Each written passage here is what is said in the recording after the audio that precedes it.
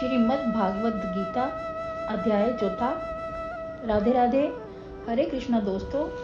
आप सबको आपकी दोस्त केशवी का दंडवत प्रणाम। जैसा आप सोचोगे, बोलोगे और काम करोगे, वैसा ही आपको वापस भी मिलेगा। इसलिए अच्छा सोचो, अच्छा बोलो और अच्छा काम करो। यही कर्म है और हम अपने कर्म फल से नहीं बच सकते। गीता के 4 अध्याय में भगवान श्री कृष्ण ज्ञान, कर्म और संन्यास योग के बारे में बताते हैं।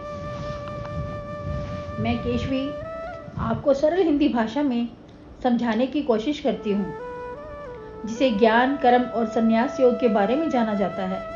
तो चलिए दोस्तों, गीता के 4 अध्याय की यात्रा पर चलते हैं।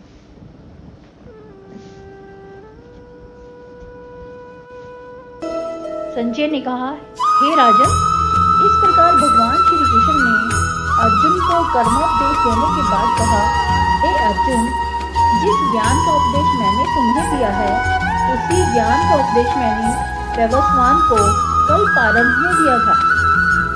वैवस्वान ने यह ज्ञान अपने पुत्र मनु को दिया था। मनु ने राजा इक्ष्वाकु को दिया। इस तरह परंपरागत इस ज्ञान को राजऋषियों ने जाना। लेकिन हे अर्जुन, यही ज्ञान कालांतर में इस भूमंडल पर लुप्त हो गया था। इस ज्ञान को अब मैंने तुम्हें बताया है, क्योंकि तुम मेरे परम मित्र हो। हे सखा, यह ज्ञान श्रेष्ठ और रहस्यमय है, अतः तुम इसको भली प्रकार विचार कर एकाग्रचित्त हो जाओ। भगवान कृष्ण के इन वचनों को सुनकर अर्जुन के मन में संशय उत्पन्न हुआ। तब उन्होंने पूछा, हे श्री कृष्ण, आप मेरे मित्र हो और आपका जन्म भी इसी काल में हुआ है, लेकिन आपका कहना है कि यह ज्ञान आपने कल आरंभ में वैवस्वान को दिया था। यह रहस्य मुझे समझ में नहीं आ रहा है, क्योंकि वैवस्वान का जन्म तो युगों पूर्व हो चुका था। हे सखा, आप मेरे इस संशय का निराकरण कीजिए।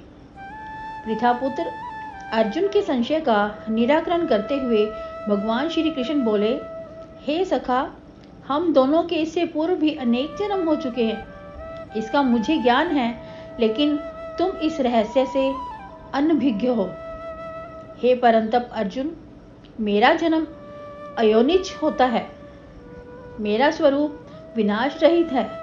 मुझ में और सांसारिक जीवों में मुख्य अंतर यह है कि जीव प्रकृति के अधीन होकर जन्म ग्रहण करते हैं, लेकिन मैं प्रकृति को अपने अधीन करके योग विद्या से दिव्य स्वरूप में इस धरा पर आता हूँ। अपने इस दिव्य स्वरूप को मैं तभी धारण करता हूँ जब धरा पर धर्म की हानि और अधर्म की अभिवृद्धि होती है। तब धर्म को पुनः प्रतिष्ठापित करने के लिए मैं प्रत्येक युग में अलौकिक दिव्य रूप में अवतरित होता हूँ। इसलिए हे सखा, मेरा जन्म और कर्म दोनों ही दिव्य कहलाते हैं। जो जीव मेरे इस दिव्य स्वरूप को तत्व से जान जाता है, वह पुनः देह धारण कर भूमंडल पर नहीं आता, अर्थात वह मोक्ष पाकर मेरे दिव्य धाम में मेरे ही स्वरूप को प्राप्त करता है।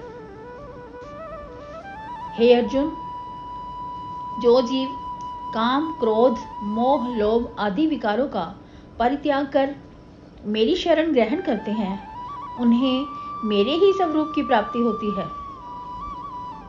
यह तुम सत्य जानो। हे अर्जुन, जो भक्त मेरा स्मरण करता है, मैं भी उसका स्मरण करता हूँ। जो जीव इस रहस्य को जानता है, वह मेरा शरणागत होता है। जो जीव मुझे तत्व से नहीं जानता, वही इस मृत्यु लोक में कर्म फल की आशा से देवतादिकों की आराधना करता है, और ऐसे प्राणियों को उनके कर्म फल स्वरूप सिद्धियां भी प्राप्त होती हैं, लेकिन उनको मेरे स्वरूप की प्राप्ति नहीं होती।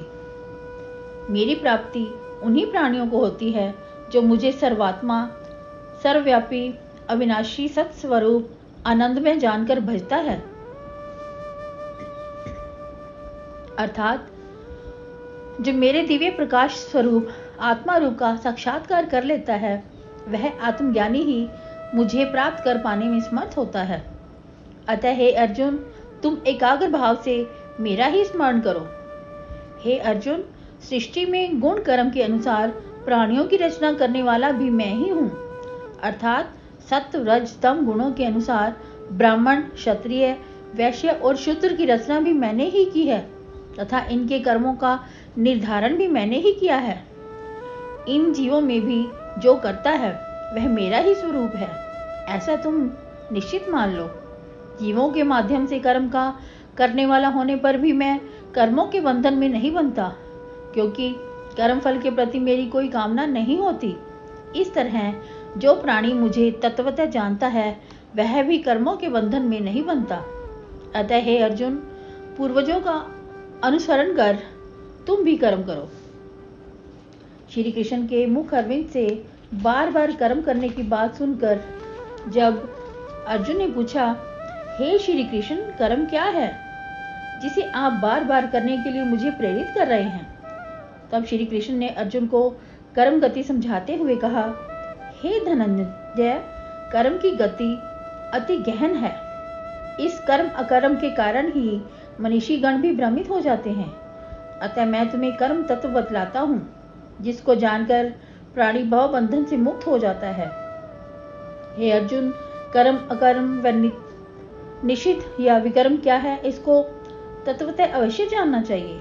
ऐसे कर्म जो शास्त्र अनुसार किए जाते हैं कर्म कहलाते हैं, जैसे नित्य कर्म आदि। यदि प्राणी अज्ञानतावश दुष्कृत्य कर बैठता है तो उसे विकर्म या निषिद्ध कर्म कहते हैं। लेकिन आलस्य के कारण यदि प्राणी कर्म नहीं करता तो वह अकर्म कहलाता है। जो प्राणी अहम भाव का त्याग करके कर्मों में कर्म भाव नहीं देखता तथा अज्ञानी के कर्मों पर भी ध्यान नहीं देता, अर्थात अज्ञानी की क्रियाओं का अदृष्टा होता है, वह धीमान होता है और वही योगी या तत्वज्ञ होता है। ऐसा तत्वज्ञ या आत्मज्ञानी पुरुष कर्मों में लिप्त नहीं होता। हे अर्जुन, ज्ञान अग्नि के द्वारा जिस पुरुष के कर्मों का क्षय हो गया हो उसी को विद्वजन पंडित कहते हैं। ऐसे प्राणी में कर्म फलेच्छा नहीं रहती और कर्म फलेच्छा नहीं रहने से क्रोध भी उत्पन्न नहीं होता। क्रोध तो तब उत्पन्न होता है जब कर्म का फल नहीं मिलता, लेकिन आत्मज्ञानी तो परमानंद रूपी अमृत का पान करके सांसारिक प्रपंच से सदैव दूर रहता हुआ संतुष्ट होता है। ऐसा ज्ञानी कर्म करता हुआ भी कर्म बंधन से मुक्त रहता है। जिस ज्ञानी पुरुष ने मन और इंद्रियों पर विजय पा ली है तथा शरीर रक्षा संबंधी जो कर्म वह करता है, ऐसे पुरुष को उन कर्मों के करने का दोष नहीं लगता। हे अर्जुन, जिसने आत्म तत्व का ज्ञान प्राप्त कर लिया है वह सदैव तृप्त ही रहता है। उसकी स्थिति यह हो जाती है कि यदि कुछ मिल गया तो ग्रहण कर लिया और अति प्रसन्न नहीं होता। यदि कुछ नहीं मिला तो असंतुष्ट या क्रोधित नहीं होता। सर्दी गर्मी, सुख दुख, ईर्ष्या आदि उसे नहीं सताते।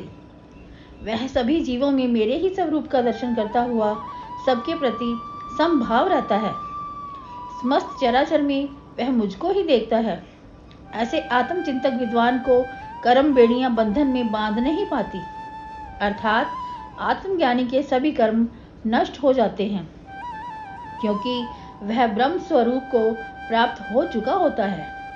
हे अर्जुन, जो पुरुष सभी पदार्थों में ब्रह्म भाव रखता है वह ब्रह्मोद्भव कहलाता है। ऐसे पुरुष को सारी सृष्टि और सृष्टि के पदार्थ ब्रह्म में ही दृष्टिगोचर होते हैं। ऐसा पुरुष व्यवहारिकता में भी ब्रह्म भाव रखता है। यदि वह यज्ञ आचरण भी करता है तो श्रुव आदि भी ब्रह्म ही प्रतीत होते हैं। हवि भी ऐसे पुरुष के लिए ब्रह्म है, अग्नि भी ब्रह्म है, हवन भी ब्रह्म है। इस तरह ब्रह्म कर्म में लीन पुरुष के लिए प्राप्य सभी कुछ ब्रह्म स्वरूप ही होता है। कुछ योगी देव पूज आदि यज्ञों ही श्रेष्ठ मानकर देव उपासना करते हैं। कुछ अन्य योगी जन परमात्मा रूप अग्नि में हवन करने को यज्ञ कहते हैं, अर्थात आत्मचिंतन करते हुए सुमिरन रूपी सामग्री द्वारा यजन करते हैं अथवा आत्मा का एकाग्र भाव से साक्षात कर ब्रह्म स्वरूप अग्नि में यजन करते हैं। ब्रह्म या आत्मा का चिंतन भी यजन या हवन कहलाता है। कुछ अन्य योगनिष्ठ इंद्रिय संयम रूप हवन कहते हैं। कुछ योगनिष्ठ विषयों पर अंकुश लगाकर हवन करते हैं। हे अर्जुन, मुझ में चित्त को लगाकर मेरे ही नामों का गुणगान करना भी यजन या हवन कहलाता है। कुछ अन्य लोग ईश्वर के निमित्त द्रव्य आदि से लोक सेवा करते हैं। कुछ लोग निज धर्म का पालन कर तप यज्ञ करते हैं। कुछ लोग असंख्य योग करते हैं। इन सब से अलग कुछ लोग भगवत चिंतन रूप यज्ञ करते हैं। चिंतन करना ज्ञान यज्ञ है। कुछ योगी जन अपान वायु में प्राण वायु का और प्राण वायु में अपान वायु का यजन करते हैं। कुछ अन्य योगी प्राण अपान की गति को अवरुद्ध कर प्राणा में यज्ञ करते हैं। ये सब यज्ञ ही होते हैं। इनके द्वारा पापों का क्षय होता है। कुछ अन्य योगी जन आहार संयम के द्वारा प्राणों को प्राणों ही में यज्ञ करते हैं। हे अर्जुन, ज्ञान अकृत वाले योगी परम पद को पाते हैं। जो प्राणी यज्ञ रहित हैं वह इस सृष्टि में सुख लाभ प्राप्त कर सकते हैं। ये सभी यज्ञ आदि कर्म वेदों में वर्णित हैं। इन यज्ञ कर्मों के द्वारा ही जीव भव बंधन से मुक्त हो जाता है। हे परंतप, मेरे द्वारा बताए गए सभी यज्ञों में ज्ञान यज्ञ अर्थात मेरे तत्व को जानना ही श्रेष्ठ है। जो मुझे तत्व से जान लेता है उसके सभी कर्म स्वतः सिद्ध हो जाते हैं। इसलिए जीव या प्राणी को तत्व ज्ञाता गुरु के समीप जाकर दंडवत प्रणाम करने के बाद मुमुक्षु की भांति श्रद्धा भाव से ज्ञान प्राप्ति की याचना करनी चाहिए। ज्ञान मुमुक्षु के श्रद्धा भाव से प्रसन्न होकर तत्व ज्ञाता गुरु से अवश्य ही आत्म तत्व का ज्ञान देते हैं। तत्व ज्ञान की प्राप्ति के बाद उस प्राणी को सब कुछ ब्रह्म ही दिखलाई पड़ता है। सांसारिक मोह माया आदि विकार उसे त्रस्त नहीं करते। ऐसे प्राणी की मुझ सच्चिदानंद में प्रीति बढ़ती है। इस प्रकार उस प्राणी के द्वारा ज्ञान अज्ञान वंश यदि कोई पाप कृत्य होता भी है तो उसका दोष उसे नहीं लगता। उसके सभी पाप समूह भस्मीभूत हो जाते हैं। हे अर्जुन, सृष्टि में ज्ञान के सदृश पवित्र करता अन्य कुछ भी नहीं है। जो इस ज्ञान को प्राप्त कर लेता है उसमें समत्व भाव का उदय हो जाता है। इस ज्ञान की प्राप्ति उसी को होती है जिसका चित्त पवित्र होता है। वही आत्मा तत्व के ज्ञान से लाभान्वित होता है। हे अर्जुन, इंद्रिय संयमी निश्चल मन पुरुष ज्ञान प्राप्ति के बाद परम शांति को पाता है। जो श्रद्धाहीन स्वाध्याय न करने वाला शंकालु जीव परमार्थ से विमुख होता है उसे कहीं भी सुख लाभ नहीं मिलता। हे धनंजय, जिसने सभी कर्म मुझको अर्पित कर दिए हैं, जिसके सब संशय मिट गए हैं, ऐसा जीव कर्म बंधन में नहीं पड़ता। इसलिए हे भरतवंशी, तुम भी समभाव बुद्धि रखते हुए अज्ञानतावश उत्पन्न हृदयास्थ संयम को ज्ञान खड़ग से उच्छेदित कर युद्ध के निमित्त खड़े हो जाओ। तो दोस्तों, यह था गीता का चौथा अध्याय। अब आपसे गीता के 5वें अध्याय में मुलाकात होगी। तब तक के लिए अपनी दोस्त केशवी को आज्ञा दीजिए। राधे राधे, हरे कृष्णा।